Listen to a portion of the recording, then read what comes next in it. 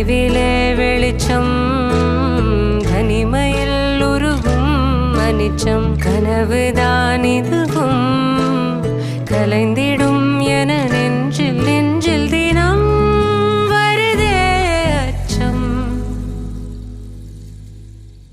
மேகதூதம் பாட வேண்டும் மேனி மீது சாரல் வேண்டும் காளிதாசன் காண வேண்டும் வானவில் வரும் வாழ்வில் மீண்டும்